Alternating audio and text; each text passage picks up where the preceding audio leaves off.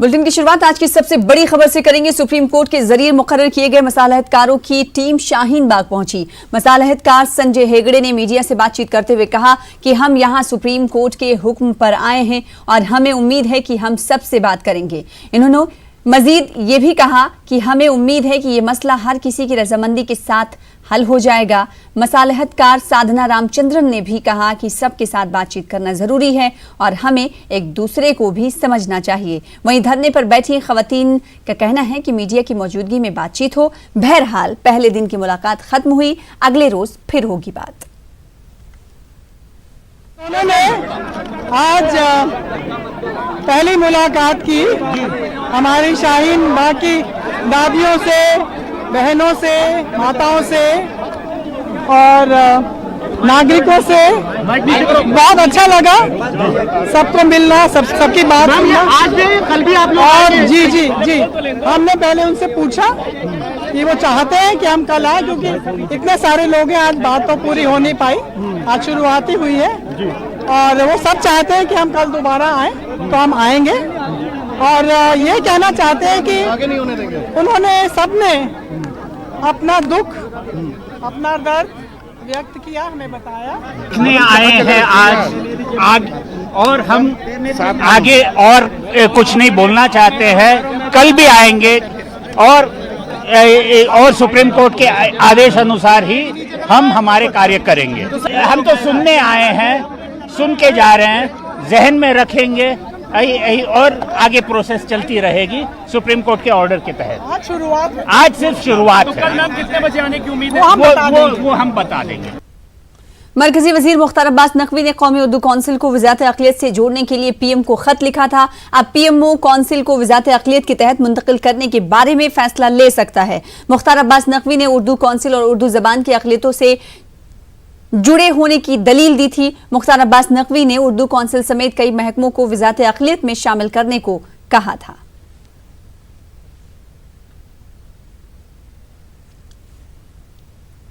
वहीं कौमी उर्दू कौंसिल के डायरेक्टर डॉक्टर शेख अकील का कहना है कि कौमी उर्दू कौंसिल अक़लियती इदारा नहीं है, बल्कि ये जबान तमाम मज़ाहिब की जबान है। उर्दू कौंसिल के मंसूबे सिर्फ अक़लियती बिरादरी के लिए नहीं, बल्कि तमाम हिंदुस्तानियों के लिए हैं।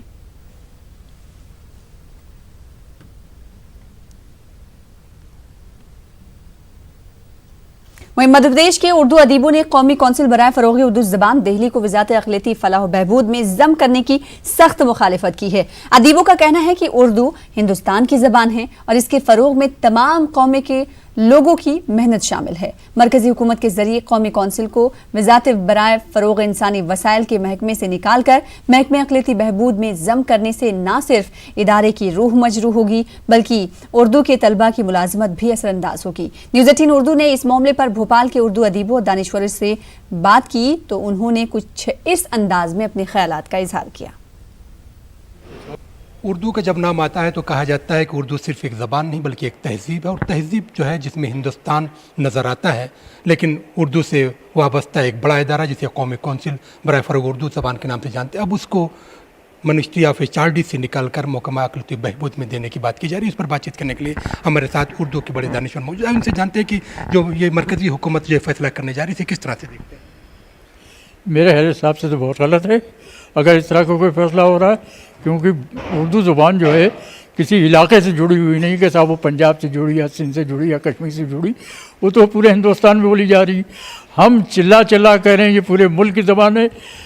लोग कुछ ऐसे हैं जो बीच कह रहे हैं नहीं साहब सिर्फ मुसलमानों की। अरे कोई मुसलमानों का कोई सूबा अलग से थोड़ी है, पूरे हिंदुस्तान में फैले हैं, सब लोग बोल रहे हैं, इसको शुरू से बोल रहे हैं। हम अपना सारा लिटरेचर फेंक दें, नवल किशोर का सारा असासा फेंक दें, चकबस का सारा असासा फेंक दें, या आज भी गोपी चंद नारंग को अलग कर दें? नहीं कर सकते हैं। तो इसलिए हम तो समझते हैं सबकी ज़ुबान है। यकीनी तौर पर यह सबकी ज़बान है, शामिल है इसमें शेख ब्रह्मन के भी लहू। उर्दू हमारी बाहमी दीवार हो गई, लेकिन इस बाहमी दीवार को हम देख रहे हैं कि अब अलग करने की कोशिश की जा रही है। आप कैसे देख रहे हैं? देखिए, ज़बान का कोई मज़हब नहीं होता है और ज़बान को मज़हब से जोड़ना बहुत ही गलत बात है। और अगर इसको अक़लियती महकमे में पहुंचाया जाएगा तो ऐसा लगता है कि जैसे उर्दू के ख़िलाफ़ साजिश की जा रही है और जिस तरह मुसलमान हिंदुस्तान के अंदर एक हाशिए पे कर दिए गए हैं, इस ज़बान को भी उससे बदतर हाशिए पे पहुंचाया जाएगा। और उसका एक सबूत यह है कि अभी हाल के अंदर ही एक सूबे के अंदर जहां अक्सरियत उर्दू बोलने वालों की थी, उर्दू सरकारी ज़बान थी, उसको मुस्तरद कर दिया गया और उसके बदले में वहाँ पर हिंदी सरकारी ज़बान बना दी गई। हम हिंदी के ख़िलाफ़ मुखालिफ नहीं हैं, लेकिन जो उर्दू का हक़ है वो उर्दू को मिलना चाहिए। अगर इसको HRD से निकाल कर अक़लियती महकमे में दिया जाएगा तो बहुत ज़्यादा नुकसान होंगे। सबसे बड़ा नुकसान तो ये होगा कि अक़लियती महकमा इस तरह के प्रोग्राम नहीं करता है, उसको कतई नहीं मालूम है कि इनके क्या मसारिफ आते हैं और किस तरह होते हैं, उनके लिए ये बहुत ज़्यादा होंगे। नतीजा ये होगा कि ये नहायती एक मुफलिस किस्म का अदारा जिसका बजट बहुत कम होगा और जो उर्दू की तरक्की के बजाय तनज़्ज़ुली बाइस बनेगा, वो सब हो जाएगा इसके अंदर। तो इस तरह अब तक ऐसा लगेगा कि उर्दू को मज़हब से जोड़कर उसको एक हाशिए पे करने की साजिश की जा रही है। हाशिए पर करने की साजिश। और दूसरा मैं भी देखता हूँ मिनिस्ट्री ऑफ HRD में इदारा और इतने सालों से वर्क कर रहा है और उसके जो कोर्सेज है उसकी अपनी एक मानवीयत, उसकी इंपॉर्टेंस है, और जिस दिन ये अक़लियत में होगा तो क्या आपको लग रहा है कि उसकी वो इंपॉर्टेंस बरकरार रहेगी? अब उर्दू तो हमेशा से एक लश्करी ज़बान रही है, इसको HRD से हटाना मुनासिब नहीं है। ये किसी मज़हब की ज़बान तो है नहीं या किसी पर्टिकुलर कौम की ज़बान हो, ये सब की ज़बान है। इसका सारे लिटरेचर पे हर जगह असर पड़ेगा अगर इसको वहाँ से हटा के वो कर, फाइनेंशियली भी, और वैसे इसको ख़राब करना मुनासिब नहीं है। गवर्नमेंट की ज़्यादती है अगर इस तरह से वो HRD से निकाल के माइनॉरिटी में ले आएँ, ये नहीं होना चाहिए। हुकूमत को चाहिए कि जिस तरह से उर्दू मिनिस्ट्री ऑफ HRD में है उसको मौके में रहने देना चाहिए। उसी में इसकी फलाह भी है और उसी में इसकी तरक्की भी छुपी हुई है। कैमरामैन शेख अफजल के साथ मेहताब आलम, न्यूज़ 18 भोपाल। तमिलनाडु हुकूमत ने उलमा पर खास इनायत की है। हुकूमत ने उलमा की पेंशन में इजाफा किया है। पेंशन की रकम 1500 से बढ़ाकर 3000 रुपए की गई है। इसके अलावा 15 करोड़ रुपए की लागत से नया हज हाउस तामीर किया जाएगा। वहीं 2 पहिया गाड़ी खरीदने के लिए उलमा को 50% सब्सिडी दी जाएगी।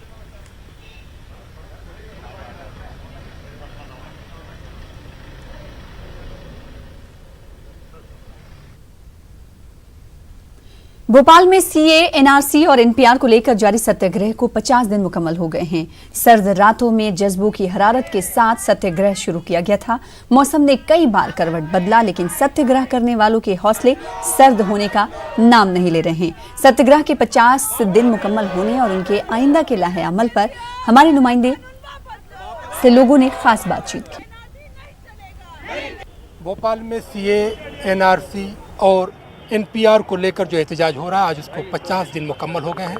किसी तहरीक को 50 दिन चलाना आसान नहीं होता, लेकिन यहाँ के लोगों के अज़्म के और हौसले की बात करें तो उसको देखते हुए हमें एक रश्क भी होता है। आइए इन तमाम लोगों से जानते हैं कि आखिर 50 दिन से जो आप बैठे हुए हैं यहाँ पर सत्याग्रह में और एहतजाज में, तो आप लोग क्या चाहते हैं? हम लोग यही चाहते हैं, हम 50 दिन से यहाँ पर बैठे हुए हैं और बहुत ज़्यादा इस बात का वो कर रहे हैं कि आखिर ये काला कानून क्यों नाफिज किया गया है और पूरे भारत को परेशान कर दिया। हर धर्म का इंसान परेशान है, हिंदू, मुसलमान, सिख, ईसाई, हर एक परेशान है। सरकार जो है बार बार ये कह रही है कि हम अपने मौक़िफ़ से एक कदम पीछे नहीं हटेंगे। अगर वो एक कदम पीछे नहीं हटेंगे तो हम 1 इंच पीछे नहीं हटेंगे और उनको धक्का दे के 10 कदम पीछे हटाएंगे। हम अपनी फरियाद लेकर जाते हैं। ये कुछ और लोग भी हैं यहाँ पर, औरतों के साथ, ख़वातीन के साथ साथ नौजवान, यूथ, जो जिनकी उम्रें जो है रोज़गार की लेकर है, जो अपने रोज़गार की चीज़ों को छोड़कर, अपनी एजुकेशन को छोड़कर यहाँ पर बैठे हैं। आइए उनसे जानते हैं कि आप लोगों को पढ़ने का दिन थे, आप लोग एहतजाज में क्यों बैठे हुए हैं?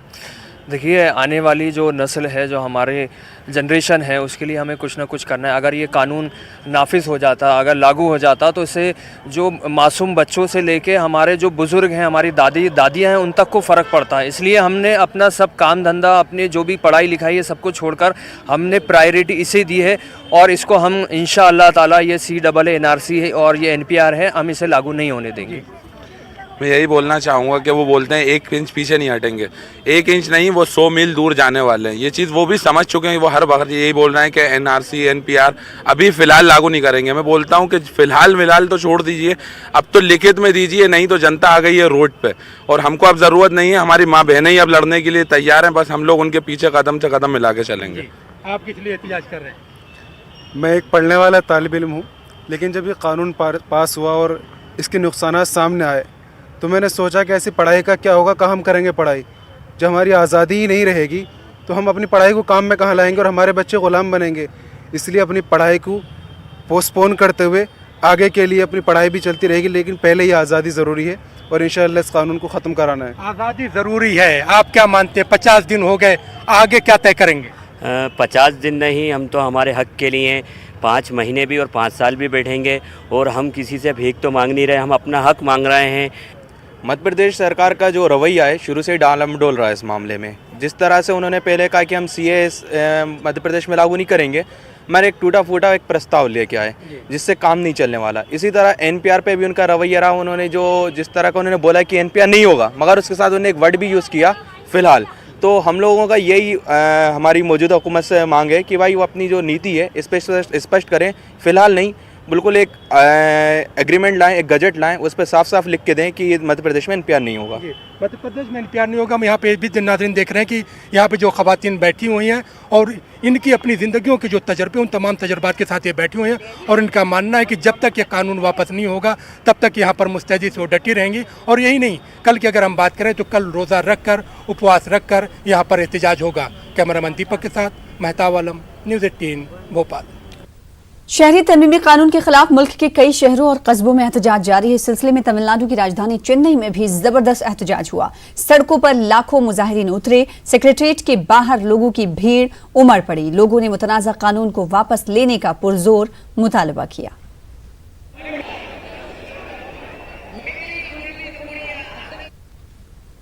उधर तेलंगाना में मरदमशुमारी के साथ ही साथ नेशनल पॉपुलेशन रजिस्टर यानी NPR की भी तैयारी के काम के आगाज के इत्तलात के पेश नजर शहरी तरमीमी कानून के खिलाफ joint action committee against NPR ने मुहिम चलाने का ऐलान किया है। कमेटी ने तेलंगाना असेंबली में CAA के खिलाफ करारदाद मंजूर करने की रियासती हुकूमत के मंसूबे का खैरमकदम करते हुए मुतालबा किया कि हुकूमत तेलंगाना रियासत में NPR को भी मुस्तरद करे।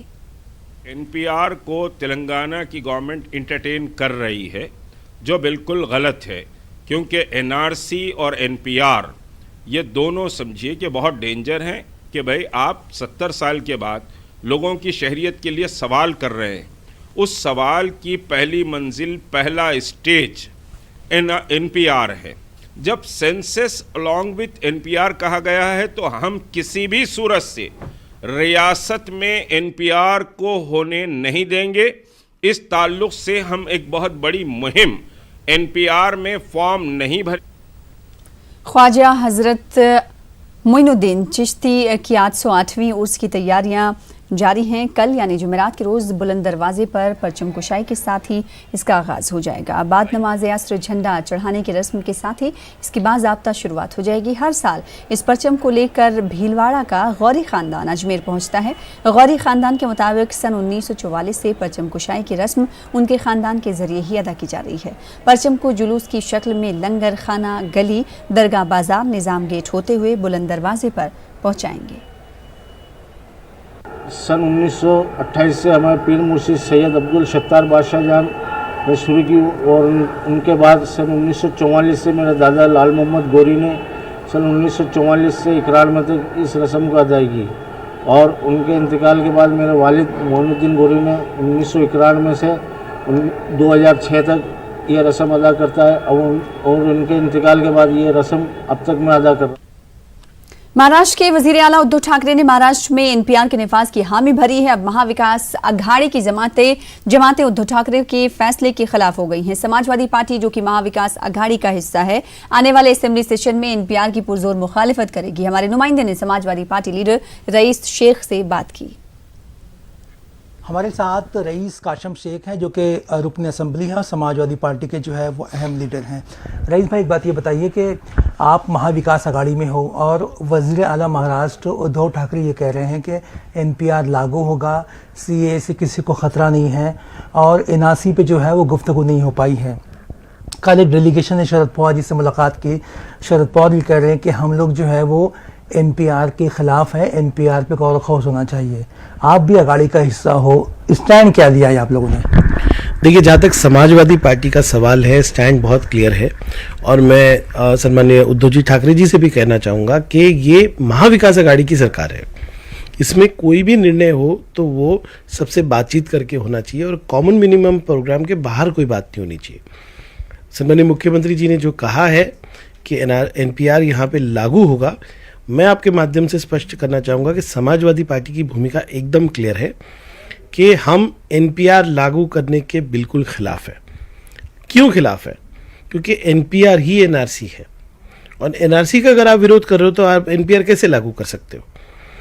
भारतीय जनता पार्टी ने जो देश में एक वातावरण बनाया है जहाँ पे मज़हब के बुनियाद पे कानून बनाए जा रहे हैं, मज़हब के बुनियाद पे सर्वे किए जा रहे हैं, इसकी मुखालिफत हर पार्टी को करनी चाहिए। और ये महाविकास आघाड़ी बनी कैसे? क्योंकि भारतीय जनता पार्टी की जो नीतियां हैं उसके विरोध में अपने मतभेद होने के बावजूद भी इतनी पार्टियां एक साथ आई है। तो अगर शिवसेना ये सोचती है कि ये सरकार इसलिए बनी है कि उनको मुख्यमंत्री पद नहीं मिला, ये सरकार उसके लिए नहीं बनी, ये सरकार इसलिए बनी कि हम भारतीय जनता पार्टी का विरोध करते हैं। सवाल एक ये है कि क्या महाविकास आघाड़ी के कॉमन मिनिमम प्रोग्राम में NPR NRC का मुद्दा था? देखिए, कॉमन मिनिमम प्रोग्राम में कोई भी स्पेसिफिक मुद्दा नहीं है, पर एक आइडियोलॉजी और फिलॉसफी है। आइडियोलॉजी क्या है? सेक्युलरिज्म। आइडियोलॉजी क्या है? हर धर्म को साथ में लेके जाना। लेकिन जो लोग NPR NRC और CA ला रहे वो हर मजहब के लोगों को साथ में नहीं लेके जा रहे, वो देश को बांट रहे हैं। की है उद्धव ठाकरे जी कह रहे हैं कि वो खुद जो है वो NPR के जो कॉलम्स हैं उनको देखेंगे, उनको जो है वो परखेंगे, उसके बाद जो है वो लागू किया जाएगा। अगर डॉटफुल चीज़ें निकाल दी जाती है तो उसके बाद क्या NPR आपको मंजूर है? ये विषय सम्माननीय मुख्यमंत्री जी को महाविकास आघाड़ी की बैठक में करना चाहिए था कि वो क्या चाहते हैं, उनके क्या सुझाव हैं, हमारी क्या बात है, कांग्रेस क्या कह रही है, NCP क्या कह रही है, हितेंद्र ठाकुर क्या कह रहे हैं, शेखा पक्ष क्या कह रही है। महाविकास आघाड़ी का मतलब क्या है? कोई मतलब ही नहीं। फिर मतलब आप लोग को ओवरटेक किया जा रहा है शिवसेना के जरिए? नहीं, मैं ओवरटेक नहीं कर रहा हूँ। मैं सम्माननीय मुख्यमंत्री जी से कहना चाहूँगा कि समाजवादी पार्टी चाहती है कि महाविकास आघाड़ी के फोरम पे इतना अहम मुद्दा है उसको चर्चा में लाइए। हम तो आपके माध्यम से आज हम क्यों आप स्टेटमेंट दे रहे हैं? क्योंकि CM साहब का स्टेटमेंट आया। हमारा विरोध रहेगा रहेगा रहेगा। असेंबली में क्या आपका जो है वो स्टैंड रहेगा? जो भूमिका आज मोहद्दीन भाई आपके माध्यम से पूरे देश को हम बता रहे, वही हमारी असेंबली में भूमिका रहेगी। समाजवादी पार्टी के नेता रईस शेख का ये कहना है कि आने वाले असेंबली सेशन में जो है वो NPR की मुखालफत की जाएगी। अब देखना यह है कि शरद पवार के स्टेटमेंट के बाद जो है वो NPR की सियासत महाराष्ट्र में क्या रुख लेती है। कैमरा पर्सन दिसले के साथ मुजुद्दीन, न्यूज़ 18 मुंबई। झारखंड के वजीर अखिलती फलाह हाजी हुसैन अंसारी ने रियासत में जल्द ही हज कमेटी, वक्फ बोर्ड, मदरसा बोर्ड और उर्दू एकेडमी की तश्कील की यकीन दहानी कराई है। रांची में न्यूज़ 18 उर्दू से खास बातचीत में इन्होंने कहा कि अकलियतों के फलाह के ताल्लुक से तमाम मंसूबों का निफाज जल्द ही अमल में आएगा। हज मदरसा बोर्ड, हज कमेटी, वक्फ बोर्ड सब बन जाए, इस पर प्रयास कर रहे हैं। उर्दू एकेडमी का भी कोशिश किया जाएगा, उसको कैसे बढ़ाया जाए उसको भी करें। कर्नाटक के एक और वक्फ इदारे में खुर्दबुर्द और बदनामी का मामला पेश आया है। विजयपुर जिले के कुडकी मकाम की अंजुमन इस्लाम कमेटी के चंद अफराद के खिलाफ मनमानी और हिसाब किताब में हेरा फेरी का इल्जाम है। यहाँ की दरगाह हजरत शहजादा मस्तान कादरी रहमतुल्लाह अलैह की अराजी पर तामीर वक्फ कॉम्प्लेक्स की आमदनी में जबरदस्त हेरा फेरी हो रही है। दरगाह के सज्जादा नशी सैयद महबूब पाशा जागीरदार ने कहा कि मौजूदा कमेटी को हाईकोर्ट ने बर्खास्त किया है, लेकिन कमेटी के चंद अरकान वक्फ इदारे की आमदनी का हिसाब किताब मांगे जाने पर गुंडागर्दी कर रहे हैं। हम वहाँ के शहजादी फैमिली से हैं। दरगाह का नाम हजरत शहजादे मस्तान कादरी रहमतुल्लाह अलैह। तो हम वहाँ के शहजादे हैं। प्रॉपर्टी तकरीबन एक 50 कॉम्प्लेक्स हैं, दुकान हैं और थोड़े कुछ खेता वीता भी हैं वो वक्फ के तहत। मैं जाके एडिट नहीं, अकाउंट्स नहीं, क्या नहीं, ऐसा मत करो भाई, ये वक्फ के प्रॉपर्टी बोले तो ये अल्लाह की प्रॉपर्टी है। तो इसमें जो है जो काम के लिए ये वक्फ की गई है उसके लिए ही इस्तेमाल करो, गरीब गुरबा के लिए है ये, और कुछ परसेंटेज जो है गवर्नमेंट को जाना है, ऐसा बोले तो उन्होंने नहीं सुने, मेरे ऊपर हमला वो करने आए। निशाना बोलने का मैं वक़्फ़ की तरफ से जो है कि नहीं क्या तकरार कर दूँ, सच्चाई की से बेईमानी से नहीं है, सच्चाई की से जो है कि नहीं मैं करता ना तो मेरे पीछे होना काटेंगे, क्योंकि रसीद मांगे आना मैं इनको 6-4 दुकान कौन भी रसीद नहीं मांगे थे, क्या मैंने फर्स्ट रसीद मांगे सो। बेंगलुरु में बच्चों को नमाज की जानिब राग़िब करने के लिए खुसूसी मुहिम जारी है। इस मुहिम के तहत शहर के मस्जिद अंसार में तकरीबन 50 बच्चों ने 40 दिनों तक फजर की नमाज जमात के साथ अदा की। इन बच्चों की हौसला अफजाई के लिए मस्जिद कमेटी ने इनाम के तौर पर साइकिल तकसीम की। अहम बात यह है कि सख्त सर्दी के मौसम में इन बच्चों ने बिला नागा 40 से ज़ायद दिनों तक फजर की नमाज अदा की। हमें 40 दिन तक नमाज पढ़े, हमने हमें एग्ज़ाम में भी अच्छा अव्वल नंबर ले रखा है और हमने नमाज पढ़ने की भी आदत जारी हुई है। 40 दिन पढ़ने रहे, कैसे नमाज पढ़ना, कैसे जमात के साथ वज़ू करना, वो सब सारी चीज़ें हमें यहाँ बताई गई। आज मैंने 40 दिन फजर की नमाज़ पूरी की है। मुझे तोहफे के तौर पर साइकिल मिली है। एक भी नमाज नहीं छोड़ूंगा इंशाअल्लाह। मैं नमाज का पाबंदी करूँगा। 40 दिन की नमाज पढ़कर बहुत खुशी मिल रही है। साइकिल दी गिफ्ट में। मैं 40 दिन से अंसार मस्जिद पिलाना गार्डन बेंगलोर में आ रहा हूँ। क्योंकि फजर में जो है अक्सर फजर में जो है 1 सफ 2 सफ 3 सफ ऐसी रहती है। बहुत कमज़ोरी नमाजों में सबसे बड़ी कमज़ोरी फजर में ही है। इसका जो है मल्टीपल असर ये होगा, जो माँ बाप भी जो है इसमें नमाज में लग जाएंगे इसमें, तो ये चीज़ से जो सुबह में जो बच्चा उठेगा पूरा, तो डिसिप्लिन इसमें अपने आप आ जाएगा। इनके साथ बच्चों के साथ आके जो है माशाल्लाह वालिद साहब की भी नमाज हो जा रही है और उसके साथ साथ जो है वालिदा की भी नमाज हो जा रही है। ये बच्चा जो है नमाजी बन जा रहा है। जी, इसका मेन मकसद क्या है, बच्चों के अंदर आदत पड़े कि सारी ज़िंदगी उनकी life long till this death वो जो है प्रैक्टिस करे कि भाई मेरे को नमाज़ पढ़ना है।